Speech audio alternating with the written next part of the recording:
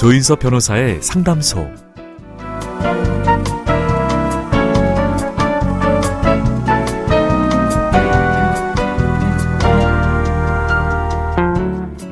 설마 나에게 이런 일이 생길까 했던 일들이 실제로 벌어지기도 하죠.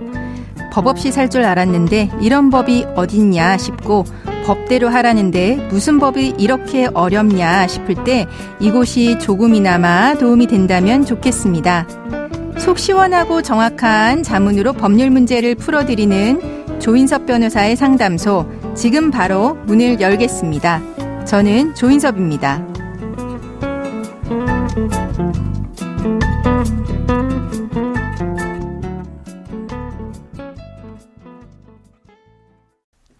혼자서는 어려운 법적인 문제들 이 시간에 함께 풀어보시죠. 당신을 위한 로하우스 조담소 송미정 변호사와 함께합니다. 안녕하세요. 안녕하세요. 법무법인 신세계로의 송미정 변호사입니다. 오늘은 어떤 고민이 기다리고 있는지 먼저 사연부터 알아보겠습니다.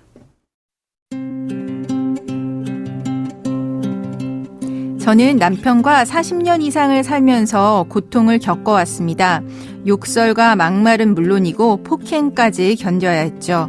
게다가 저는 10,000원짜리 한 장도 제 맘대로 써본 적이 없습니다. 남편이 용돈을 잘 주지도 않았고, 심지어 친정아버지가 제 명의로 빌라 한 채를 마련해 주신 건물도 임대료를 남편이 관리해왔죠. 그러던 중 저는 몸이 아파서 매달 많은 병원비를 내야 했습니다. 저는 결혼해서 따로 살고 있는 아들에게 부탁했습니다. 앞으로 엄마가 건물 임대료를 직접 받게 해달라는 말을 아버지에게 전해달라고요. 아들에게 이 말을 전해들은 남편은 화를 내며 저를 찾아와서 때렸습니다. 결국 저는 병원에 실려가서 수술까지 받게 됐죠. 그런데 남편이 얼마나 악독한 사람인지 제가 남편한테 맞아서 수술받고 회복하는 동안 제 건물의 임대를 월세에서 전세로 변경한 다음 늘어난 임대차 보증금을 챙겼고, 재산 분할을 한다면서 제 건물에 가압류까지 해놓은 거 있죠. 저는 남편과 더 이상 살 수가 없어서 이혼 소장을 보냈는데, 남편은 이혼은 할 수 없다고 버티면서 주변 사람에게 제가 가출한 나쁜 여자라고 소문을 퍼뜨렸습니다. 게다가 우연히 컴퓨터를 열어봤는데 남편이 이혼 소송할 때 아내를 괴롭힐 방법을 검색한 기록이 있더라고요. 이제는 이 사람과 갈라서서 제 인생을 살고 싶습니다. 저는 어떻게 하면 좋을까요? 도와주세요.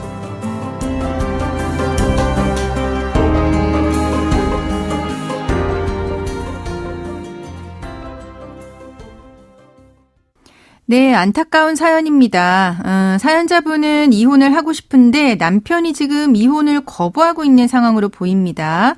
우선 법에서 정한 이혼 사유로는 어떤 게 있을까요? 네, 배우자를 상대로 이혼을 청구했는데 배우자가 이혼을 거부하더라도 법에서 정한 사유인 부정행위, 악의의 유기, 배우자 또는 배우자의 직계 존속의 부당한 행위, 3년 이상 생사불명, 기타 혼인을 계속할 수 없는 사유가 제대로 입증된 경우에는 배우자가 이혼을 할 수 없다고 버티더라도 이혼하라는 판결을 받을 수 있습니다.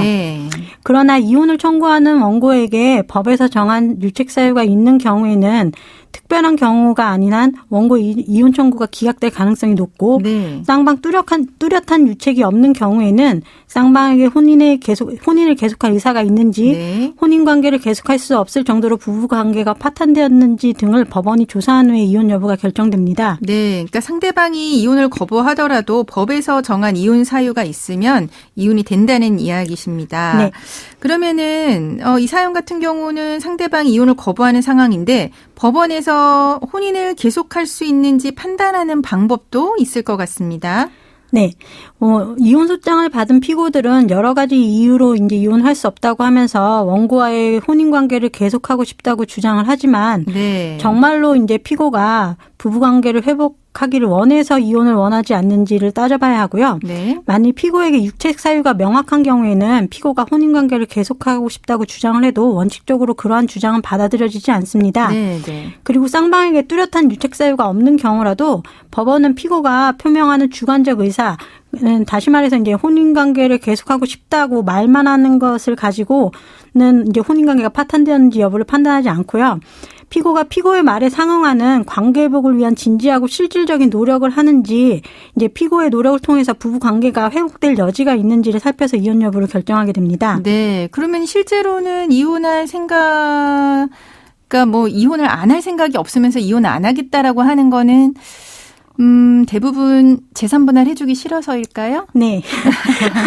네, 그렇군요. 재산분할 때문에 이제 이혼을 못 하겠다고 하시는 경우가 이제 많습니다. 이득이 있기 때문에. 네. 그러면은 이제 사연자분 같은 경우는 남편은 이제 마치 이혼을 이제 생각해 둔 것처럼 사연자분의 건물의 임대를 월세에서 또 전세로 변경해서 임대차 보증금을 챙겼고 또 건물에 가압류까지 해놓으셨어요. 이런 점 같은 경우는 뭐 말하고 행동이 다른 걸로 보여지지 않을까요? 네.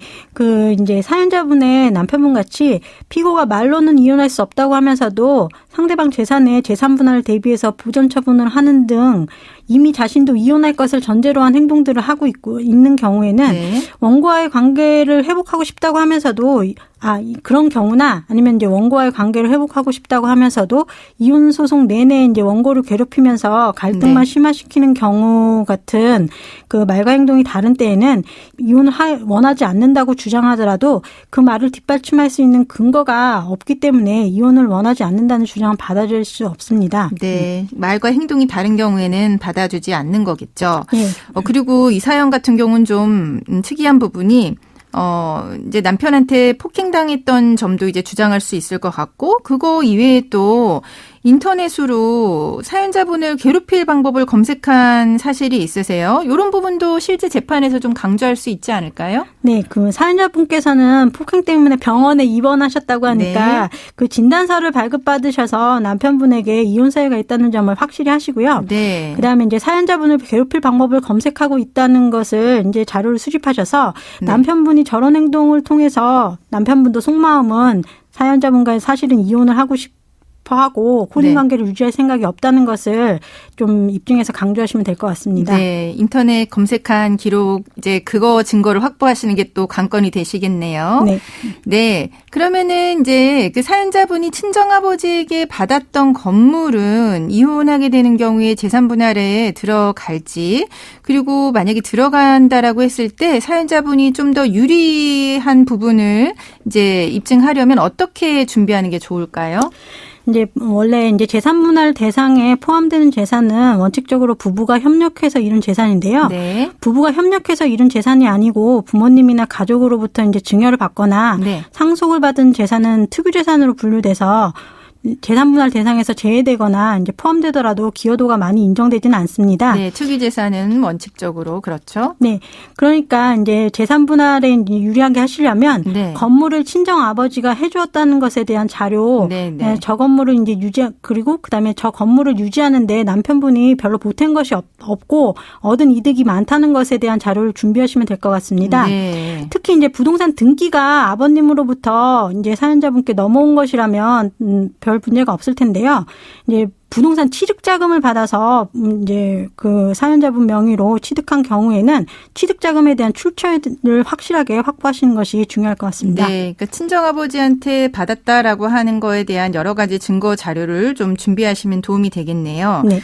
그러면 지금까지 상담 내용을 정리해 보자면 사연자분은 남편의 폭력을 견디다 못해서 이혼 소송을 제기하셨는데요. 남편은 절대 이혼을 해줄 수 없다라고 이제 버티는 상황입니다. 이런 경우 법에서 정한 이제 혼인을 계속할 수 없는 사유, 이혼 사유를 입증한다면 이혼 판결을 받으실 수 있고요. 또 사연자분의 경우에는 남편분이 폭력을 행하셨고 또 사연자분 명의의 집에 가압류까지 해놓은 것으로 봤을 때 남편이 이거는 이혼을 할 것을 전제로 한 행동으로 한 것으로 봐서 결국 사연자분이 원하시는 대로 이혼이 될 수 있을 것 같다라는 이야기를 해주셨습니다. 네. 네, 조인섭 변호사의 상담소 청취자분들의 사연을 기다립니다. 송미정 변호사가 사연을 어떻게 보내시면 될지 알려주세요.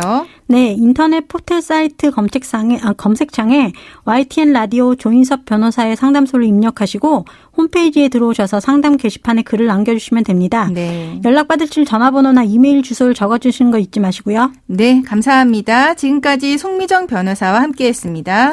예, 감사합니다.